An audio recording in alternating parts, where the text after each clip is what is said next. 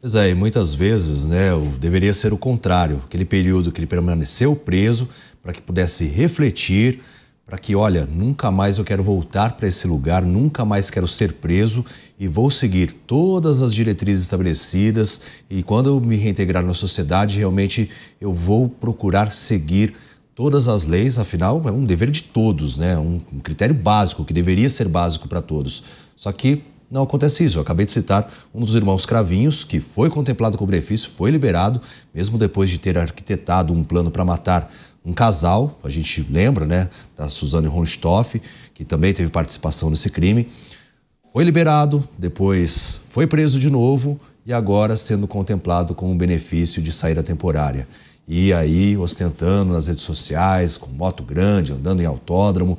Realmente, assim, é desesperançoso você ver essas situações. Estou exemplificando uma, mas existem muitas outras, né, Paloma? Você falou sobre a Isabela Nardoni, também conheço a Ana Carolina Oliveira, que até hoje sofre, só de falar da Isabela Nardoni, ela sofre com isso, né? Os olhos dela enchem de lágrima. E quando eu pergunto como é ver o assassino da filha, os assassinos, né? Porque também tem a Ana Carolina Jatobá, que também, né, leva o mesmo nome, mas é a assassina. A pessoa enche os olhos de lágrima e, assim, não tem explicação. Eu não consigo imaginar a dor de uma pessoa que é ver a outra curtindo, mesmo depois de ter cometido um crime bárbaro como esse, Palumbo.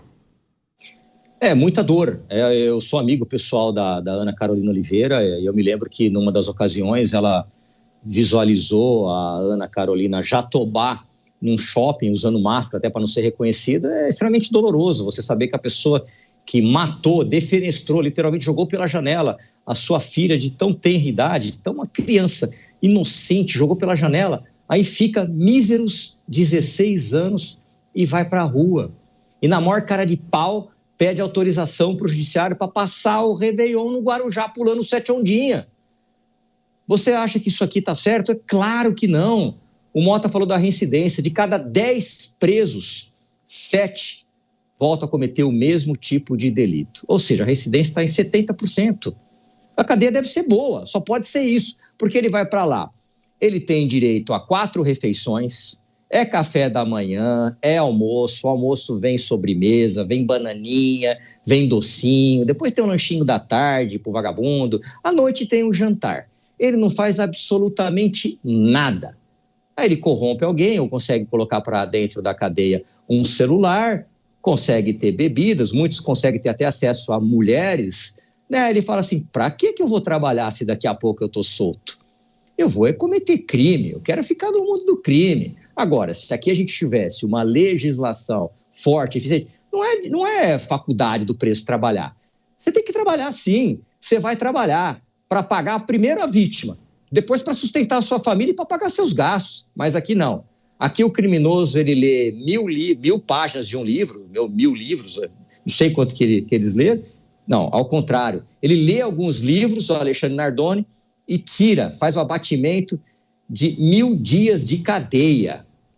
Ou seja, vamos dar um livrinho para ele ler, para ele se ressocializar, ele fica lá deitadão na cama dele, ele fica lendo lá, e depois a gente tira simplesmente 1000 dias de cadeia. Não importa que ele pegou a própria filha e jogou pela janela, o importante é que ele está lendo e está se ressocializando.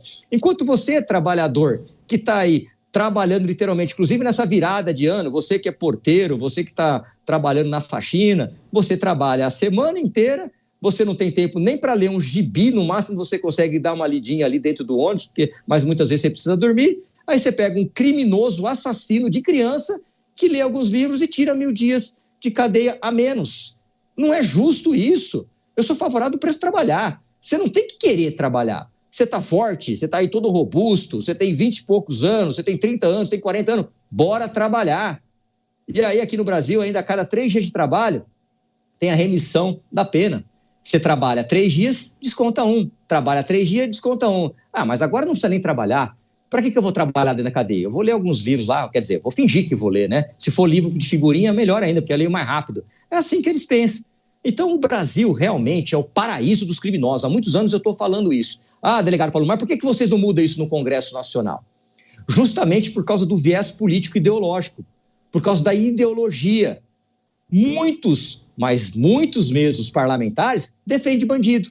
Acham que tem que ressocializar, acham que não tem que ter cadeia, acham que tem que soltar todo mundo, é contra o fim da saidinha, é contra o fim da progressão de regime. Só que eles se juntam e se tornam uma grande massa de políticos que ficam o tempo todo obstruindo, o tempo todo jogando contra, o tempo todo indo contra. Teve 2 partidos, que eu não preciso nem citar o nome aqui, que foram contra o meu relatório. Eles ficaram obstruindo por mais de 4 horas em plenário, a gente tentando aprovar de tudo quanto é jeito, e esses 2 partidos ficaram o tempo todo obstruindo.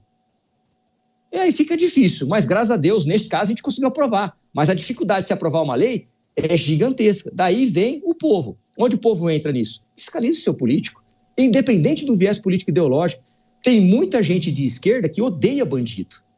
Mas você tem que fiscalizar o seu político.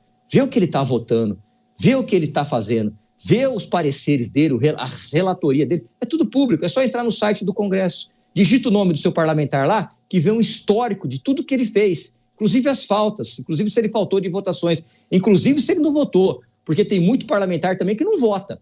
Para esse daqui da saidinha aqui, é melhor eu não votar, que aí eu fico em cima do muro. Eu não voto, vou enganar a população, e fica por isso mesmo. Se a população, o dia que a população aprender a fiscalizar o seu político, eu tenho certeza que o Congresso Nacional, as vereanças, os deputados estaduais, mas vão se renovar, não vai ser 40% não, vai ser 70%, 90%. De renovação.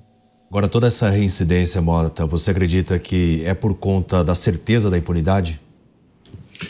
A maioria dos criminosos reincide, David. Os dados que eu tenho mostram que isso acontece no mundo inteiro. Em todos os países para os quais eu tenho dados, mais da metade dos criminosos reincide. E a explicação é simples. Crime é escolha. Ninguém é forçado a cometer um crime. Você imagina que alguém é forçado a matar um casal com golpes de barra de ferro? Alguém é forçado a cometer um estupro? Alguém é forçado a jogar a própria filha do apartamento, da janela do apartamento? Crime é escolha. A prova disso é que muita gente vende essa ideia, né, de que o criminoso é um pobre coitado, oprimido pela sociedade, ele cometeu o crime. Essa é a narrativa mais comum, presta atenção, porque ele precisava de um pão para comer e levar para casa. É mentira! As pesquisas do professor Peri Chiquida, que a maioria da mídia não divulga, mostram que isso é mentira. O professor Peri Chiquida fez uma pesquisa com criminosos presos numa penitenciária do sul do país. Sabe o que ele descobriu? Mais de 50% dos criminosos tinham imóveis em seu nome no momento em que cometeram o crime. Você já imaginou isso? O sujeito não tem pão para levar para casa, mas tem um imóvel no nome dele. A maioria das pessoas pobres nunca cometeu nenhum crime. A gente sabe disso. Você vai em qualquer comunidade do Brasil, 98% das pessoas que estão lá são trabalhadores honestos que acordam de madrugada para trabalhar e são dominados por um pequeno grupo de criminosos. Então, como é que cola ainda essa história do criminoso pobre e coitado? Você levantou um ponto muito importante, David, que você falou de um processo que a gente chama de reabilitação. O que é reabilitação? É quando o criminoso se arrepende do que fez. Ele fala, meu Deus do céu, como é que eu pude cometer isso? Eu agora resolvo mudar de vida. Daqui para frente eu não vou mais cometer crimes. Isso existe.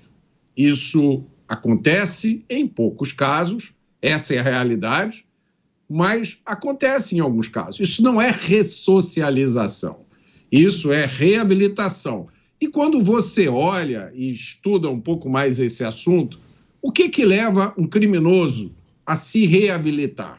Bom, às vezes é pressão da família. Eu conheço um caso de um garoto que estava metido com droga, já roubando, e a família se juntou, colocou pressão nele, ele largou as drogas, parou de roubar, se casou, hoje tem uma vida normal. A religião também ajuda muito.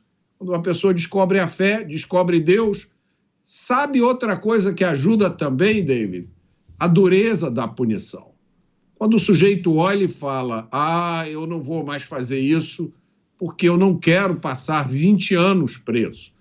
Agora, aqui no Brasil, você suaviza cada vez mais as punições e você dá cada vez mais uma licença moral para o criminoso. Você dá justificativa para ele. Você chega para um chefe de facção e diz, olha, você é um pobre coitado, você é oprimido pelo capitalismo. O criminoso adora essa justificativa. E tem mais uma coisa, David, que é uma questão moral, com a qual nós aqui no Brasil temos dificuldade. Eu vou dar a minha opinião. Certos crimes não têm perdão. Quando você comete determinados crimes, você escolheu voluntariamente se exilar da sociedade.